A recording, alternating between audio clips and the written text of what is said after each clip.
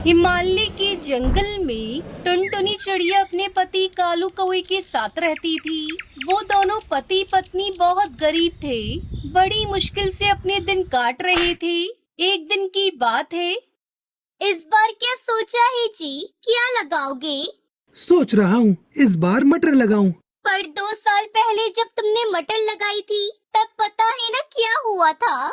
हाँ याद है, आधी मटर खराब हो गई थी, लेकिन तब तो उसमें कीड़ा लग गया था ना। इस बार मैं ध्यान रखूंगा। ठीक है, और फिर क्या करोगे इतनी सारी मटर का? मटर पुलाव बनवाएंगे और भरपेट जी भर के खाएंगे, और क्या।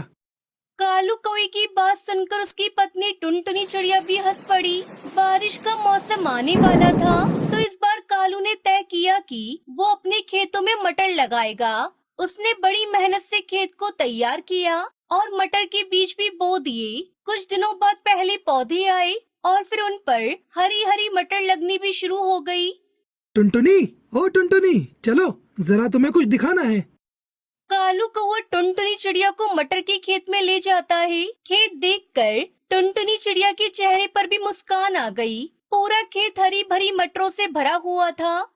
ऊपर वाले की कृपा से बहुत बढ़िया फसल हुई है इस बार। तुम देखना टुनटुनी, इस बार खूब अच्छे पैसे मिलेंगे इन मटरों के। मैंने सोच लिया है, पैसे आते ही सबसे पहले घोंसले की छत ठीक करवाऊंगा। और कोई खर्चा है क्या, वो भी बता देना। हाँ है ना, एक बढ़िया सा हार भी दिला देना मुझे। हाँ ले लेना, एक नहीं तुम 2 हार ले लेना इस बार। मटर की बढ़िया फसल देखकर दोनों पति पत्नी सपने देखने लगे। दूसरी तरफ पूरे जंगल में भी ये खबर फैल चुकी थी कि इस बार कालू और टुनटुनी चिड़िया की फसल बहुत बढ़िया हुई है। फिर एक दिन कालू कौवे के घोंसले के बाहर मुखिया हरिया तोता आता है। अरे मुखिया जी आप? हाँ टुनटुनी, कैसी हो? ऊपर वाले की कृपा है मुखिया जी। कृपा तो वाकई बहुत हुई है तुम पर। मैंने सुना है इस बार तुम्हारी मटर की फसल बहुत अच्छी हुई है। हाँ मुखिया जी, सब भगवान की दया है। तो क्या सोचा है, किसे बेचोगे अपनी मटर? अभी तो कुछ ऐसा सोचा नहीं है मुखिया जी, जहाँ सही दाम मिल जाएगा वही दे दूंगी। अरे तो हम काहे के लिए हैं? हमें दे दो अपनी सारी मटर, हम पूरे 15 रुपए देंगे तुम्हें 1 किलो के। पर शहर के जंगल में इस बार 25 से 30 रुपए किलो बिक रहे हैं मटर।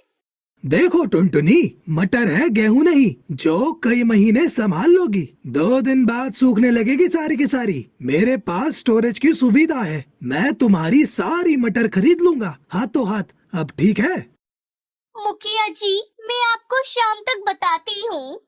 मुखिया वहाँ से चला गया और फिर उसके जाने के बाद टुनटुनी चिड़िया कालू कौवे को सारी बात बताती है।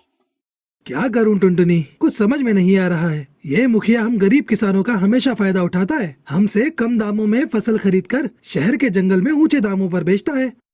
मेरी मानो तो आपको कुछ और पक्षियों से भी बात करनी चाहिए। इतना आसान नहीं है टुनटुनी। मुखिया हरी तोते की मर्जी के बगैर कोई पक्षी मेरी मटर नहीं लेगा। मुझे डर इस बात का है कि अगर सारी मटर यहीं सड़ गई तो 1 पैसा नहीं मिलेगा। हाँ अच्छा, तो फिर क्या कर सकते हैं? मुखिया जी की नजर हमारी फसल पर है तो बेचनी तो उसे ही पड़ेगी। दोनों ऐसे बातें कर ही रहे थे कि तभी उन्हें बाहर से शोर सुनाई दिया। पक्षियों की चीखने चिल्लाने की आवाजें आ रही थी। दोनों ने फौरन निकलकर देखा तो पूरे जंगल के घोंसले जल रहे थे। आग बहुत बढ़ चुकी थी। बस एक टुनटुनी चिड़िया का घोंसला सुरक्षित था, क्योंकि वो उसके खेत के किनारे ही था और बाकी के घोंसले से दूर था। कालू और टुनटुनी चिड़िया फौरन पक्षियों की मदद के लिए चले गए। काफी देर बाद आग तो बुझा ली गई, लेकिन जंगल के सारे घोंसले जलकर राख हो चुके थे। सारा सामान, सारा राशन, सब कुछ राख बन चुका था।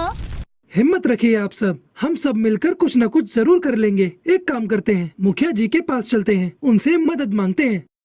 हाँ ठीक कह रहे हो, चलो चलते हैं। पूरे जंगल के पक्षी मुखिया के पास पहुंचते हैं। जंगल के पक्षियों ने मुखिया को अपनी परेशानी बताई तो मुखिया ने उन सबको धुतकार दिया। चले जाओ यहाँ से, अब बस यही काम रह गया है। लापरवाही करो तुम, आग लगाओ तुम, और भरपाई करूँ मैं। मुखिया की बात सुनकर जंगल के पक्षियों को गुस्सा आ रहा था, पर वो मजबूर थे और मुंह लटकाकर वहाँ से जाने लगे। फिर घर लौटते ही कालू कौए ने कई पक्षियों के बच्चों को भूख से रोते बिलखते देखा और फिर उसने टुनटुनी चिड़िया से कहा, टुनटुनी, घर में कितना चावल है? बहुत सारे हैं अभी तो। वैसे आप क्यों पूछ रहे हो? तुम्हारे पास मटर की कोई कमी नहीं है। तुम एक काम करो, मैं कुछ पक्षियों के साथ मिलकर एक बड़ा चूल्हा बनाता हूँ और तुम पक्षियों के साथ मिलकर मटर पुलाव बनाने की तैयारी करो सबके लिए। जब तक मेरे घर में मटर और चावल का एक भी दाना है, मेरे जंगल का कोई बच्चा भूख से नहीं रोएगा। लेकिन फिर हम लोग बाद में क्या करेंगे? अपने बारे में बाद में सोचेंगे टुनटुनी, फिलहाल जंगल। चिड़िया ने इसके बाद कुछ नहीं कहा और खाना बनाने की तैयारी शुरू कर दी। अगले कुछ दिनों तक टुनटुनी चिड़िया की रसोई में ढेर सारा मटर पुलाव पकता रहा और जंगल के पक्षियों की भूख मिटाता रहा। सारे पक्षी कालू टुनटुनी चिड़िया को दुआई दे रहे थे, लेकिन फिर धीरे धीरे कालू के घर चावल और मटर खत्म होने लगे और कालू और टुनटुनी चिड़िया सोच में पड़ने लगी। तभी एक दोपहर कुछ ऐसा हुआ जिसकी उम्मीद किसी को नहीं थी। अरे सेठ जी, आप मुझ गरीब के घर, आप अंदर आइए, यहाँ बैठिए। अरे बस करो भाई, तुम पहले ही बहुत कुछ कर चुके हो। यहाँ जो कुछ हुआ उसके बारे में मुझे सब पता चल चुका है, लेकिन अब किसी को परेशान होने की जरूरत नहीं है। मैंने आदेश दे दिए हैं, अब सब कुछ ठीक हो जाएगा। और हाँ, तुम्हें अब जंगल के मुखिया के लिए चुना जाएगा। आपका बहुत बहुत शुक्रिया सेठ जी, अब तो कुछ नहीं चाहिए। तुम्हारे जैसे उम्मीदवार जो सच्चे दिल से गरीब पक्षियों की सेवा करते हैं, वही सही मायने में मुखिया होते हैं। अब कालू कौवे को मुखिया बनने से कोई नहीं रोक सकता था, क्योंकि सारे जंगल के पक्षी कालू और टुनटुनी चिड़िया के साथ होते हैं। कालू कौवा जंगल के पक्षियों का मुखिया बन जाता है और फिर उसकी सारी मुसीबत दूर हो जाती है।